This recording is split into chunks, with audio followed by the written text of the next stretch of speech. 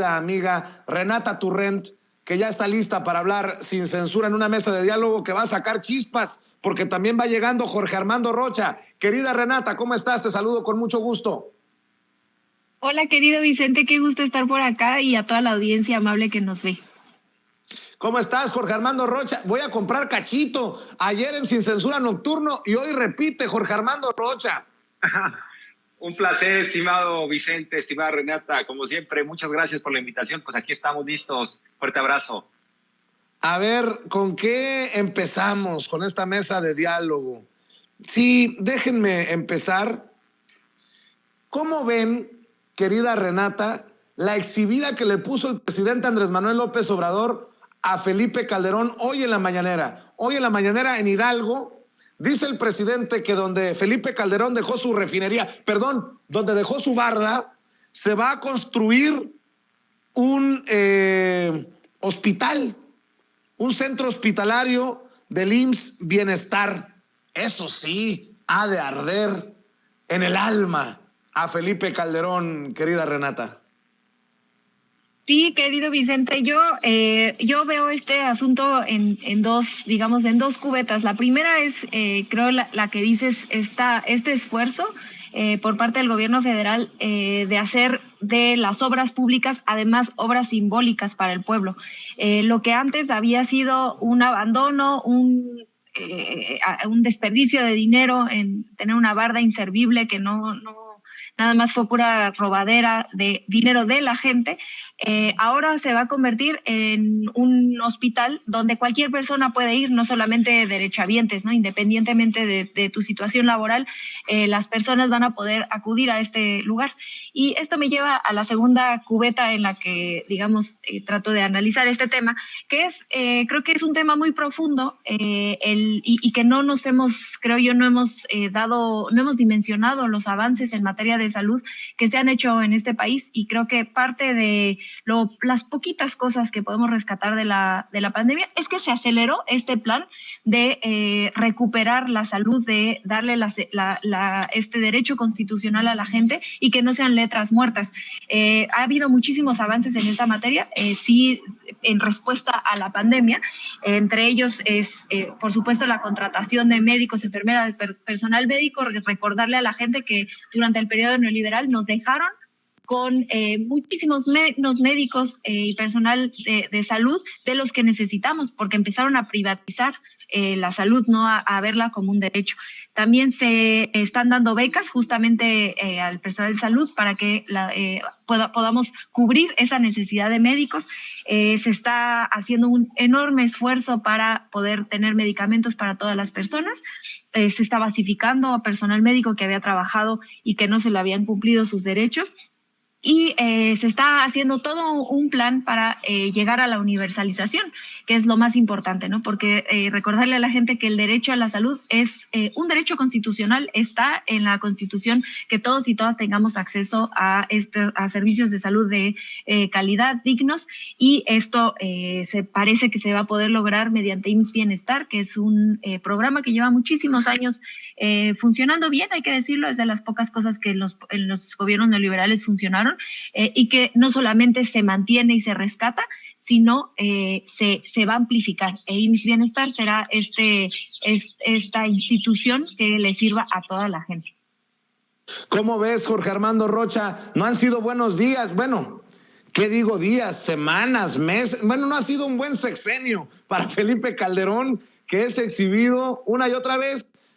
Y no es el único, también Fox, también Salinas, también Cedillo, también Peña Nieto, pero en Hidalgo creo que agarra la curva y la conecta y la manda de jonrón el presidente Andrés Manuel López Obrador hoy en la mañanera. Así es, estimado Vicente. Lo que pasa es que Felipe Calderón nos debe una serie de explicaciones de diversos temas, incluyendo el sector salud y, por supuesto, el tema de García Luna. Pero en este caso, en efecto, el presidente Andrés Manuel López Obrador funciona como maestro de kinder que le enmienda la plana a, en este caso, un alumno que se portó bastante mal y que además no tuvo la capacidad de cumplir con sus promesas. No podemos dejar de señalar que lo de la refinería fue una promesa de campaña de Felipe Calderón y nos vio la cara a los mexicanos y a las mexicanas. Y compró un terreno, su administración, por $600 millones, 620 millones de dólares, y dejaron media barda. Si nosotros nos vamos a lo que se podría haber hecho con esa inversión, pues claramente está el ejemplo de la compra completa de la refinería de Shell en los Estados Unidos. Entonces, si Felipe Calderón hubiera invertido, por ejemplo, esos 620 millones de dólares, ya habríamos avanzado como país. El problema es que dejaron un tiradero, y me parece que este caso es un ejemplo que pinta al sexenio de Felipe Calderón y cómo el presidente ha tenido que resolver este tipo de situaciones. Pero insisto, me parece que el presidente le tiene que arreglar la plana a Felipe Calderón. Está exhibido el expresidente porque además, según él, es experto en todo, según él, gobernó muy bien, o en todo caso le hace como si no hubiera ya salido reprobado. Felipe Calderón fue reprobado como presidente de la República. No solo se robó la elección, sino lo reprobó la ciudadanía. Hay que recordar que fue tan malo el sexenio de Felipe Calderón que hubo una suerte de añoranza en una franja poblacional que dijo, ya de plano vamos con los que roban y reparten, porque la máxima entonces, sobre todo hacia el 2012, era los panistas robaron y solo para ellos no repartieron. Y algunos dijeron, bueno, ya, los priistas roban y reparten. Nos fue también bastante mal con el PRI. Yo creo que algunos ciudadanos nunca aprendieron la lección o por conveniencia sí apoyaban esas prácticas. Pero, insisto, en el caso de Felipe Calderón, hoy otra vez exhibido, no da explicaciones de García Luna. Yo creo que tiene cada día más cerca la lumbre Felipe Calderón en cuanto a la justicia, porque avanza todo lo que tiene que ver con la podredumbre del círculo cercano de García Luna, y solo el que nos va a faltar a los ciudadanos ver lo que rinda cuentas es a Felipe Calderón. Pero sí, en efecto, el presidente lo exhibe, el presidente es muy hábil, y además qué bueno que ese terreno improductivo, media barda, qué vergüenza. Felipe Calderón dejó media barda, no podemos dejar de insistir en esto. Fue una promesa de campaña, dejó media barda y después se fue a festejar sus hazañas corruptas, estableciendo una estafa de la corrupción, también a sobreprecio. De escucharte, querido Jorge Armando. Me imagino que es momentáneo, es transitorio. Te seguimos escuchando. Bueno, creo que vamos a mejorar esa conexión. Son los audífonos que se han desconectado. Normalmente ocurre en las conexiones en vivo y en directo. Le agradezco a usted que nos tenga paciencia y que nos disculpe. Vamos a regresar con Jorge Armando Rocha a la brevedad posible. ¿Ya lo tenemos? A ver. Bueno, antes de ir con Jorge Armando Rocha, regreso contigo, Renata Turrent.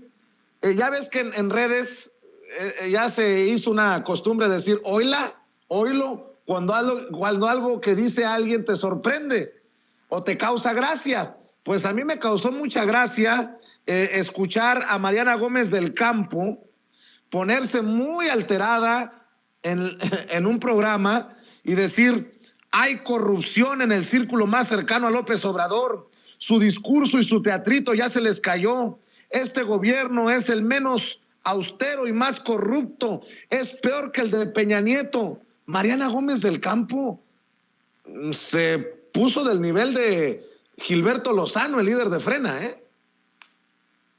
Sí, a mí la verdad es que con Mariana Gómez del Campo he tenido yo bueno, no le voy a poner calificativo que el público lo haga, pero he debatido con ella y en realidad es que yo la última vez que debatí con ella tomé la decisión de no volverlo a hacer porque lo único que sale a hacer a la televisión es mentir. Entonces, igual que está haciendo en este clip, en este debate que mencionas, que por cierto lo vi ayer, así esas son sus intervenciones públicas tanto en televisión como en la Cámara de Diputados. Entonces, creo que personajes como ella hay que entenderlas como propagandistas de la mentira, porque en realidad es que creo que de 100 palabras que dirá Mariana Gómez del Campo, quizá una sea cierta, las otras 99 son mentiras. ¿Cómo va a salir alguien que representa, que apoya, que fue parte del régimen de Felipe Calderón? Y no me voy a meter con que es familiar o no es familiar, porque uno no creo que deba responder por sus familiares. Yo tengo familiares de los que por los que no quisiera responder, por supuesto, pero ella sí fue parte de este régimen y sigue siendo parte de este grupo político que le ha hecho tantísimo daño a México. Y todavía sale con todo el descaro del mundo a hablar de corrupción, por favor. Justo ahorita en el bloque anterior hablábamos de esta media barda que dejó Felipe Calderón y todos los escándalos de corrupción que representó su gobierno, y todavía tiene el descaro de salir a hablar, ni siquiera, imagínense, del presidente y de su familia, pero ni siquiera del PRI tendría por qué salir a hablar, porque son iguales, son idénticos, ¿no? Lo que representó el calderonismo y el peñismo. Y con el tema del presidente, creo que ya lo decía ahorita nuestro querido Jesús muy bien, en realidad es una obra, ni siquiera es una obra propagandística la que saca a Mexicanos contra la Corrupción por medio de Latinos y Loret de Mola. De verdad no pasa. Ni el primer, y yo invito a nuestra audiencia que le pregunten si conocen algún estudiante de periodismo. Esta pieza no pasa ni siquiera el primer semestre de periodismo en ninguna escuela de periodismo, ¿no? Entonces, es de verdad toda una farsa, un acoso. Sacan fotos y videos del hijo menor del presidente. Es totalmente inético, no tiene ninguna ética, ninguna ética periodística, ninguna moral, y es una vergüenza que personajes de la oposición se cuelguen de una pieza totalmente endeble para tratar de compensar esa falta de propuestas, esa falta de resultados que claramente no han podido entregarle a la gente, ¿no? En esa pieza de Latinos no hay absolutamente nada, no hay una sola prueba, puras especulaciones.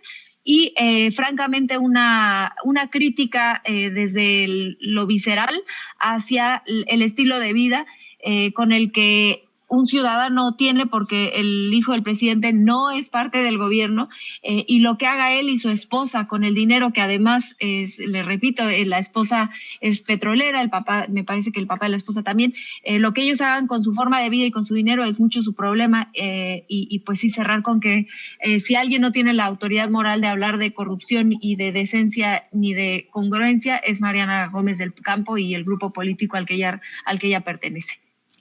Pues precisamente Toño me confirma que en la Septien, a lo mejor hasta del Collado, que tiene un segmento en Latinos que se llama Tragaluz, hubiera reprobado a Loretito. Es más, debo de decirlo, y no es nada más por burla, nada más, es en serio. Estas declaraciones de Mariana Gómez del Campo, de que este gobierno es más corrupto incluso que el de Peña Nieto, que es peor al de Peña Nieto, con esas declaraciones, súmelas a las de Lili Téllez, a las de Xóchitl Gálvez, la verdad, no es burla por burla. Creo que están del nivel de Pedrito Sola, a quien me cae muy bien.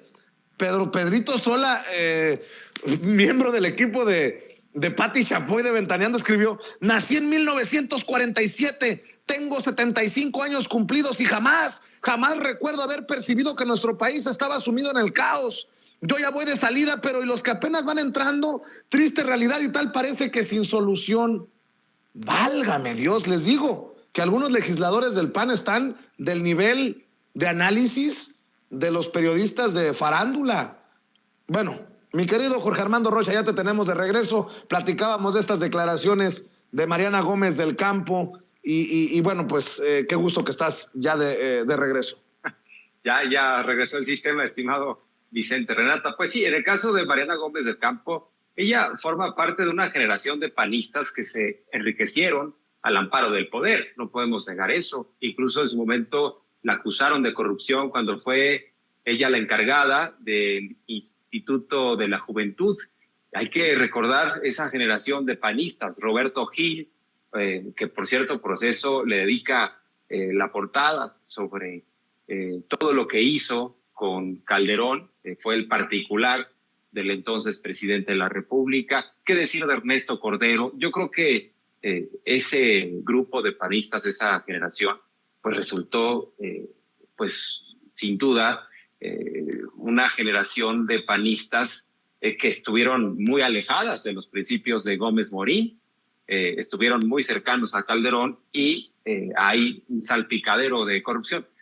Por ejemplo, recuerdo a la vocera Sota, recuerdan a Alejandra Sota, que también le sacaron propiedades. El caso de César Nava, quien fuera el representante jurídico de Pemex y también fue particular de Calderón. Bueno, todos ellos salpicados, nadando en recursos públicos. César Nava le sacaron un departamento de no sé cuántos millones en Polanco. Entonces, que Mariana Gómez del Campo quiera decir que hoy en día son peores los que están en el gobierno, me parece que no tiene sentido, no guarda proporción y es mucho cinismo. Entonces, bueno, pues me parece también que esto forma parte de una campaña adelantada, o sea, el 2024 ya está con nosotros, van a tratar de exprimir cualquier asunto. Por ejemplo, hablabas del asunto de Marco Cortés, presidente del PAN, que dice, nosotros vamos a denunciar a Pavlovich, la exgobernadora priista, porque entregó el Estado a Morena. Para empezar, Marco Cortés no es autocrítico, porque cada que pierden, como han perdido todo, prácticamente, tanto el PAN como el PRI, cada que pierden es por culpa de los narcos, ¿no? Los narcos operaron. Hubo una narcoelección, eso fueron a decir a la OEA, de la mano Marco Cortés, Alito y Zambrano. Y si no es por el narco, es porque el Estado fue entregado por el gobernador en turno. A ver, estimado Vicente, ¿qué habría pasado si en el caso de Sonora hubiera ganado el borrego Gándara? Estarían bien contentos los priistas con los panistas, porque la alianza del PRI con el PAN no solo es electoral, sino es de gobierno y es también parlamentaria. Entonces, el problema es que no ganaron y cuando no ganan, reparten culpas, pero ellos son los nunca pierdo, ¿no? Tanto Alito como Marco Cortés. El problema es que no se han dado cuenta que sus partidos se están desinflando, que se van a quedar como los chuchos zambranos de sus partidos. O sea, con el cascarón, tanto Alito como Marco Cortés. Van que vuela para hacer eso. Simplemente para mantener un membrete y ya.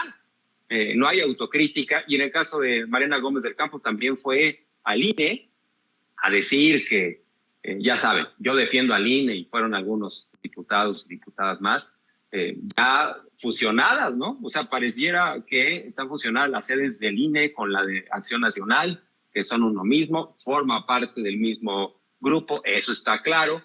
Mariana Gómez del Campo con una serie de lugares comunes, diciendo, ahora sí ya somos Venezuela, porque el poder quiere dinamitar las instituciones.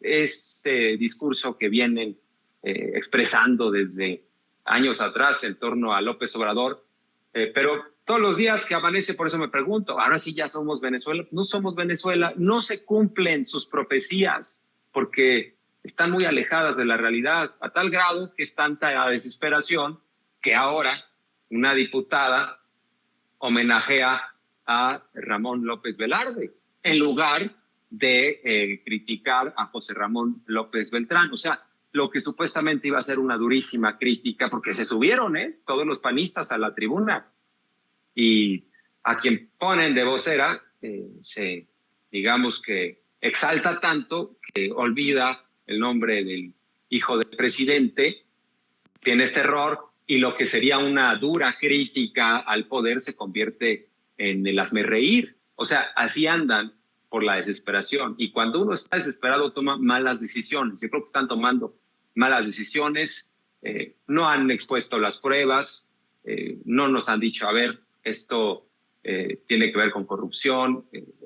Lo que sabemos es que se hizo una licitación pública internacional, participaron varias empresas, esta fue la mejor oferta económica, hablando de Baker Hughes. Entonces no hay materia, hay mucha estridencia y muchas torpezas de la oposición, así lo pondría, estimados. Bueno, ya que está sacando el tema de Venezuela desde la oposición, pues también hay fuego, entre comillas, amigo, que utiliza este tema de Venezuela para el golpeteo. ¿Qué piensan de estos tweets y estas declaraciones de Marta Bárcena, la ex embajadora de México en Washington, que dice que el nombramiento de amigos y conocidos de López Obrador como embajadores es chavista? En su momento también escribió: continúa la venezualización, así lo dijo, así lo escribió. Veo a la chavización, dijo. Sigue la chavización del servicio exterior. En lugar de profesionales se proponen militantes y políticos. Un comentario que yo hasta digo raya en lo misógino contra Jesús Rodríguez, la ya nombrada embajadora de México en Panamá, ex senadora suplente de Olga Sánchez Cordero. Y bueno, súmenle al tío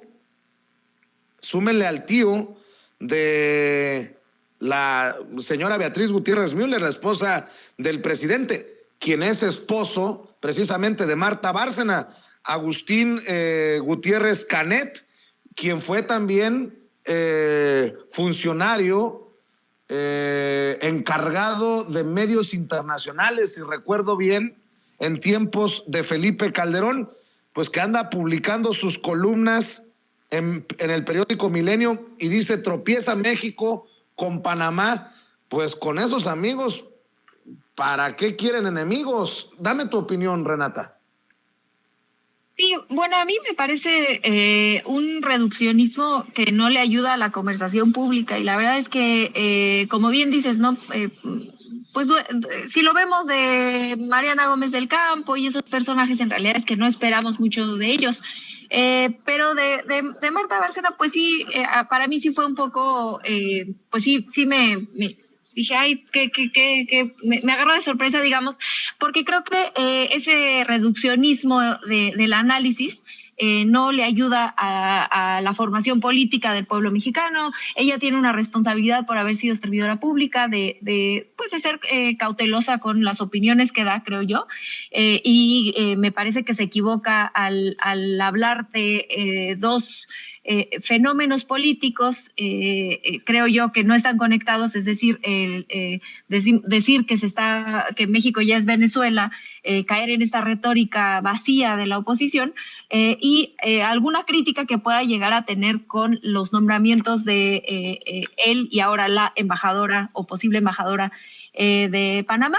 Creo que se pueden tener críticas, son válidas. A mí me da mucho gusto que Jesús vaya a estar ahí. Creo que hizo un grandísimo trabajo en el Senado cuando estuvo de suplente, y me da muchísimo gusto. Es una mujer feminista, es una mujer de izquierda, obradorista, ambientalista. Vaya, bueno, me parece de primerísima la ex senadora Jesusa, y me da muchísimo gusto que vaya a representarnos a nuestro país allá.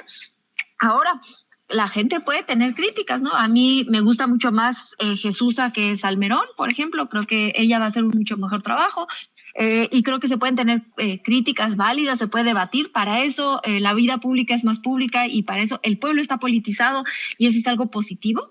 Pero de ahí a que la propia gente que está, digamos, que trabajó, que ha estado en la construcción de la Cuarta Transformación, porque hay que decirlo, hizo un buen trabajo cuando estuvo en su puesto, Marta Bárcena, pues creo que es contraproducente incluso para su propia figura pública, ¿no? Creo que no queda muy bien saliendo a decir algo que bien hubiera podido salir de la boca de Mariana Gómez del Campo. Entonces, no, a mí sí me sorprende. Espero que haya sido nada más pues un desliz, una equivocación que tenemos todos y todas, y no pasa nada, pero a mí sí pues me parece extraño, me parece este reduccionismo absurdo, y yo cerraría diciendo que a mí sí me da muchísimo gusto tener gente, mujeres tan preparadas como Jesusa, al frente de una embajada como la de Panamá o cualquier otro lugar del mundo. Salió más panista que los panistas con su chavización, Marta Bárcena, es mi opinión, ante los nombramientos allá en Panamá. Es más, salió del mismo corte Marta Bárcena que Ernesto Pérez Valladares, el expresidente de Panamá, que llamó a la actitud del presidente López Obrador en cuanto a la designación de su representante en aquel país infantil. Creo que a Marta Bárcena, por cierto, le dio el efecto Ursúa, Germán Martínez y todos los que han salido, que después se convierten en muy críticos de este gobierno y que resultan para muchos ardidos. Mi querido Jorge Armando Rocha, te escucho con tus opiniones sobre este tema. Bueno, pues desde mi punto de vista, yo creo que están en su derecho de decir lo que quieran, de escribir lo que piensen. Sin embargo, tendría que haber un acto elemental de congruencia. Si no estaban de acuerdo con el gobierno de la 4T, tendrían que haber dado un paso al costado desde el principio y no haber aceptado los encargos, como el caso de Germán Martínez, el propio Carlos Ursúa, secretario de Hacienda, a quien respeto como economista. Sin embargo, creo que pues ya de pronto a través de posturas muy reduccionistas, pues ya pierden el control, ¿no? Y están muy molestos con el presidente López Obrador. A ver, en el caso del servicio exterior, pues tampoco son autónomos. O sea, no puede uno aspirar a que no representen a un gobierno. Representan al Estado mexicano, pero también al gobierno. Por eso cuando ganó Biden, mandó a su embajador, ni modo que siguiera el mismo embajador republicano.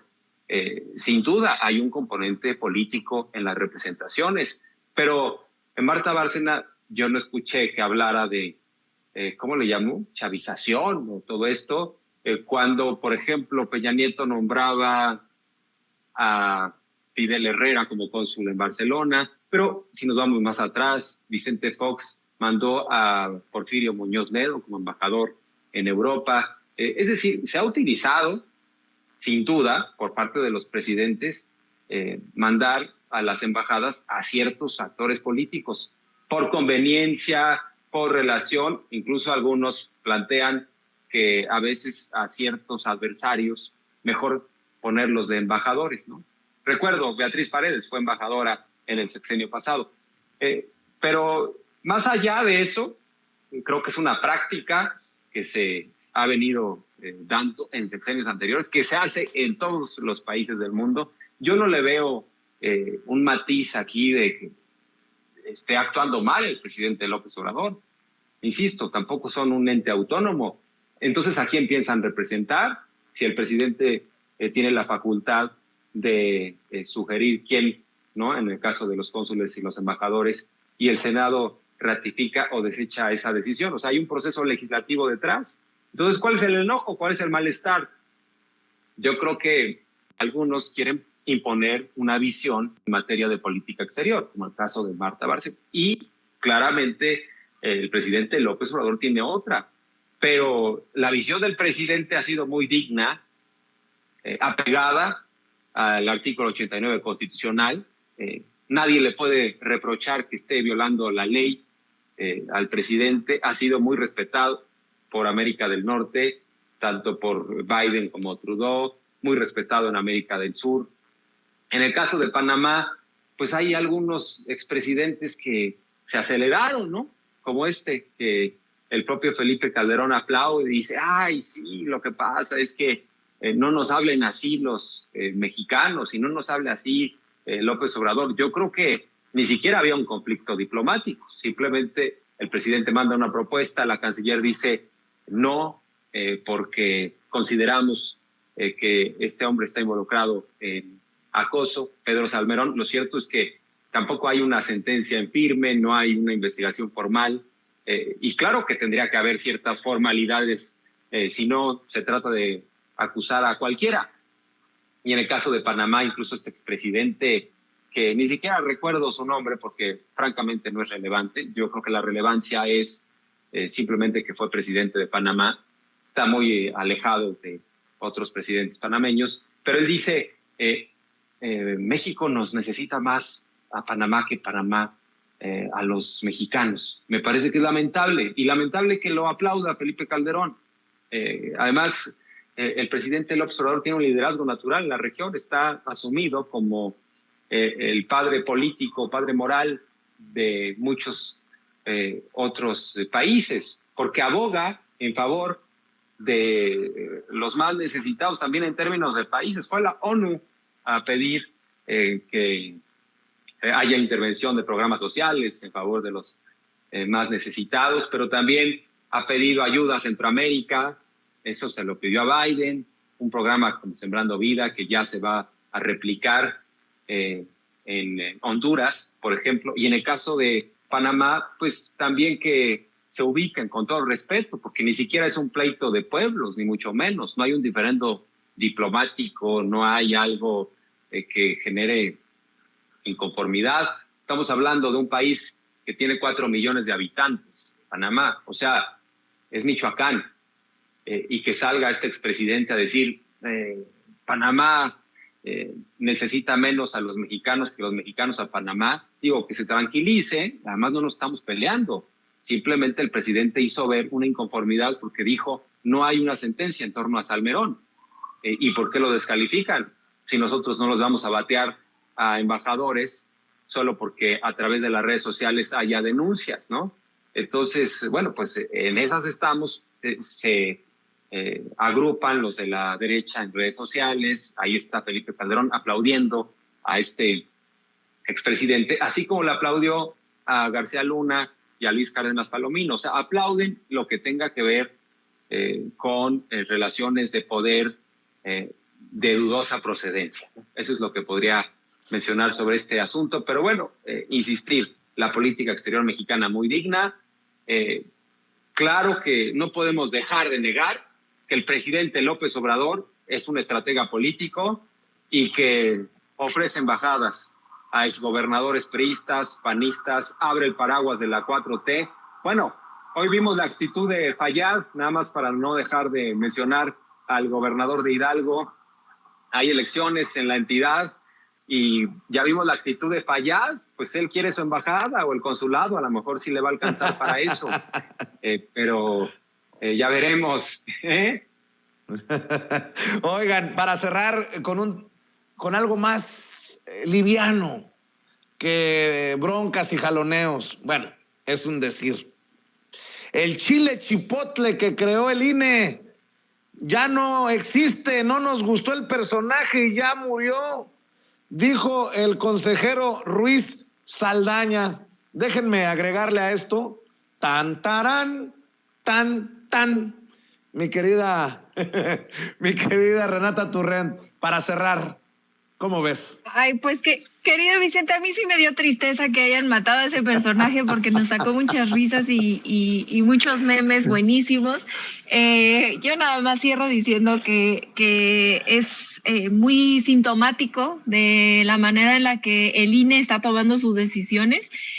Parece ser que se sienten ahora sí que exhibidos por todos los excesos que llevan teniendo durante sexenios anteriores y están tomando decisiones pues no muy inteligentes, ¿no? Como la que vimos, esa decisión de comunicación social que, híjole, no la hace ni mi bebé de 1 año. Entonces, pues para mí, que pues me sacó muchas risas los memes, pues es una pérdida que se haya ido el chipotle, pero creo que de tema de fondo, pues sí es muy sintomático de la manera en la que está operando el INE como una institución mucho más, ya lo decía ahorita mi querido Jorge Armando, mucho más partidista que lo que podría ser, lo que esperaríamos que fuera este árbitro electoral que no ha podido ser.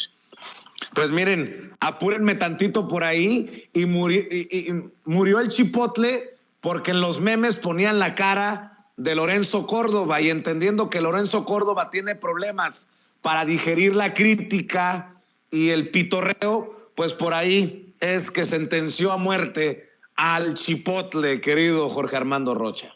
Así es, estimado. Lo que pasa es que no se ayudan en el INE y bueno, pues esta figura de al chipotle corresponde perfectamente a la actitud de Lorenzo Córdoba y Ciro Murayama, que han perdido el control en diversas ocasiones. Ciro Murayama, cada que despierta, se lanza en contra de la revocación de mandato, en donde se ve solo en México que un árbitro esté muy molesto porque va a arbitrar un partido. Anda muy molesto Ciro Murayama. Dice, ya ven que ahora sí no puede haber denuncias penales en nuestra contra, ya ven que con lo que tengamos se va a hacer. Yo creo que el árbitro debería estar festejando la realización del partido más que estar enojado. Y lo mismo Lorenzo Córdoba, el presidente del INE. No podemos dejar de mencionar la realidad. No quieren que se haga la consulta de revocación de mandato y además estaban exigiendo más presupuesto y no se les va a hacer, ya no se les hizo. Hacienda ya les dijo hay otras prioridades, ajustense el cinturón. Hubo un diferendo público, tampoco lo podemos negar, entre el presidente López Obrador y el INE, porque el presidente en las mañaneras decía, a ver, sean austeros, incluso propuso un plan, una sugerencia. En el INE hicieron como que no escuchaban, incluso se llegaron a burlar, ¿no? Ciro Murayama, de ese informe que tenía faltas de ortografía. O sea, se fueron por la forma en lugar del fondo, y en el fondo, pues es que sí administran un caudal de recursos públicos muy importante y no quieren someterse a la austeridad. Para Lorenzo Córdoba y Ciro Murayama no hubo pandemia, no hubo recesión económica, no hubo desempleo, no hubo COVID, nada de eso. Ellos siguen ganando igual, con sus prestaciones, a todo lujo, claro, en la cúspide del INE, y abajo, la base trabajadora del INE, pues está padeciendo. Y bueno, pues no hubo extensión presupuestal, ahora ya están tomando esta bandera. Dicen, ya ven, la Corte ha dicho con lo que haya y lo que puedan hacer. A ver si no nos salen con una kermés. Si no, solo alcanzó para una kermés con 1,700 millones de pesos, que así son, así manejan sus cuentas los del INE. Además, han manejado a placer los recursos, tienen ahí 2 fideicomisos.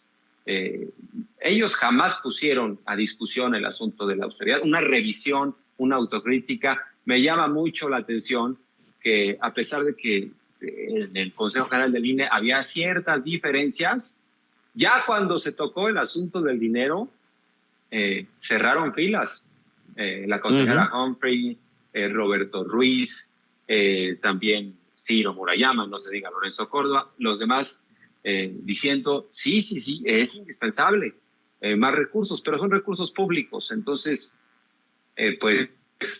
sin duda, por eso estamos opinando.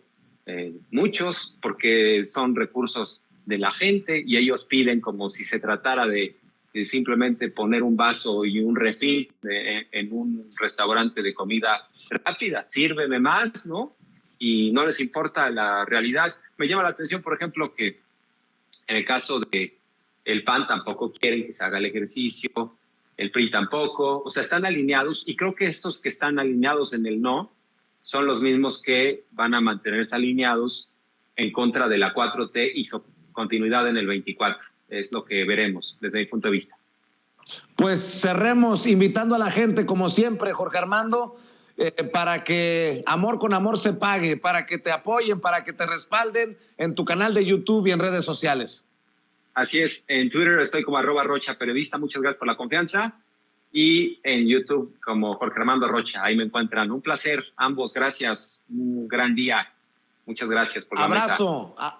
Abrazo, Jorge Armando Rocha. Abrazo. Y cerramos con tus redes sociales para que te siga la gente que nos está viendo y escuchando en Sin Censura, querida Renata Turrent.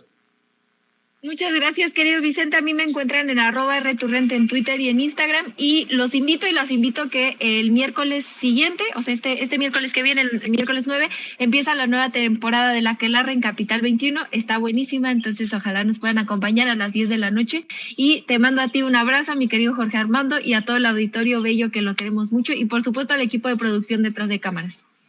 Gracias, mi querida Renata Turrent. Gracias, Jorge Armando Rocha, en esta mesa de diálogo que deja la víbora chillando. Bueno, déjenme